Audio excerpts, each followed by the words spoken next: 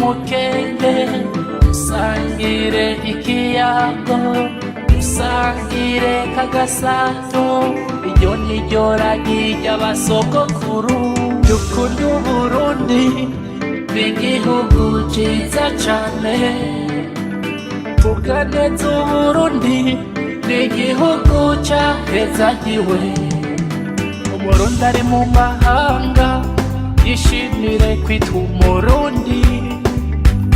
kandi nawe avuge neza igihugu camwibarutse Umurundi ari mu mahanga yishimire kwitwa Umurundi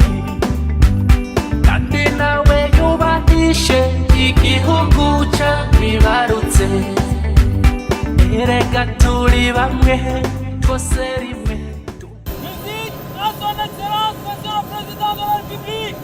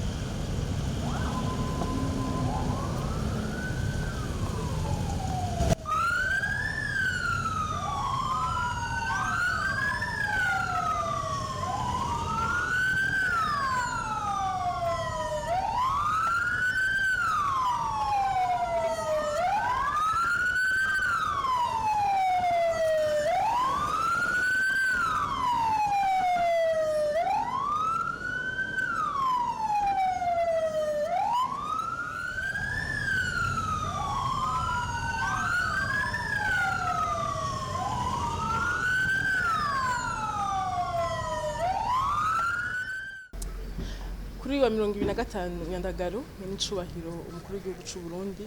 aganutse avuye mu rugendo rwari rwamushikanye mu gihugu ca Afrika y'Epfo aho yari yitavye ubutumire bwa mugenzi we Cyril Ramaphosa ubwo yitabira inama igira 15 y'ihuriro ry'ibihugu biriko biratera imbere ryitwa BRICS rihurikiyemwo igihugu ca Brazil, Uburusiya, Ubushinwa, Ubuhindi eka na Afrika y'Epfo.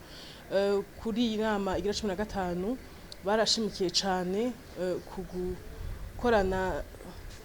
n'umugabane wa Afrika cyane cyane mu bijanye n'iterambere kuko Afrika bizwi yuko ari wo mugabane ufise ubutunzi budasanzwe kandi ko ufise ijambo ushobora gushikiriza amakungu akumviriza. Muri iyo nama rero nk'icubahiro umukuru w'igihugu yayihuriyemwo n'abandi bakuru b'ibihugu batandukanye bashika ku 60 bavuye mu mihingo itandukanye harimo Afrika cyane cyane. Mu ijambo yafashe mu bikorwa bitandukanye byaranze iyo nama n'icobora umukuru w'igihugu yarashikirije aho Burundi bugeze mu gisata c'iterambere n'ubutunzi agashima ko ibihugu byijukiye kuja hamwe kugira ngo bishigikirane cyane cyane ibihugu bikiri mu nzira y'iterambere. N'icobora umukuru w'igihugu akaba ariko yamenyesheje yuko ibyo kwihutirwa gukorwa hagati y'ivyo bihugu bishigikiwe n'ibimaze gutera imbere gusumba ibindi nukubaka inyubako rusangi za nkenegwa bidashobora guhara mu iterambere kuko nkuko yari yatumiwe nk'umukuru w'igihugu kandi asanzwe ahagarariye akarere ka Afrika y'ubuseruko yaciye ashira imbere imigambi akarere n'Uburundi buko burarangura kugira ngo koko ibihugu vya Afrika n'ibihugu bigenzi byabo biri ku yindi migabane bishobore gukorana bitagoranye. Imigambi mikuru yashikirije ikaba yerekeye iyumbakwa ry'inzira y'indarayi rizohuza ibihugu bitatu byo mu karere Burundi, Tanzania na leta iharanira demokarasi ya Kongo hamwe n'ikiraro kizohuza igihugu c'u Burundi n'igihugu ca Kongo. Hambavu y'iyo nama n'icobora umukuru w'igihugu yarashoboye kubonana na bagenzi be barongoye ibihugu bitandukanye muri Afrika n'ahandi akaba yarabonanye mu buryo bw'umwihariko n'ubusanzwe arongoye ishirahamwe mpuzamakungu ONU aho baganiriye ku ntambwe Burundi bushitseko mu iterambere ndetse bakaganira no ku kibazo kijanye n'amahoro n'umutekano mu karere cyane cyane mu buseruko bw'igihugu ca Republika Iharanira Demokarasi ya Kongo. Mu gushima ibikorwa leta y'u Burundi iriko irakora urongoye ishirahamwe rya ONU Antonio Guterres yarakeje intambwe ingingo zijanye n'iby'ubutunzi n'icobora umukuru w'igihugu yarutse gufata akaba yiyemeje kuzofasha kugira ngo ifumbire ryemerewe u Burundi n'igihugu c'u Burusiya urize rishikire mu Burundi mu maguru masha kugira ngo u Burundi bwashize imbere igisata c'uburimyi bushobore kubandanya butera imbere. Undi babonanye mu buryo bw'umwihariko n'uburongoye igihugu ca Afrika y'Epfo aho basanzwe bafise ubucuti budasanzwe bw'abavukanyi baganiriye ku bijanye n'ukungene busimbataza ubwo buvukanyi buri hagati yabo bongera bagaruka ku kibazo c'amahoro n'umutekano mu karere aho umukuru w'igihugu ca Afrika y'Epfo yashimiye bimwe by'umwihariko intererano idasanzwe u Burundi buratanga mu bice bitandukanye kugira ngo leta iharanira demokarasi ya Kongo ironka amahoro burundu.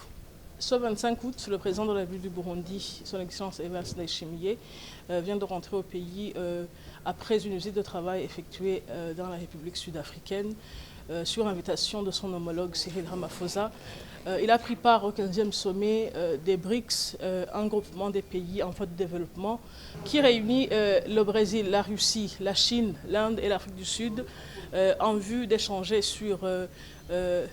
la nécessité de poser de nouveaux paradigmes qui devraient guider le nouvel ordre mondial qui respecte les principes de respect, de solidarité et d'inclusion.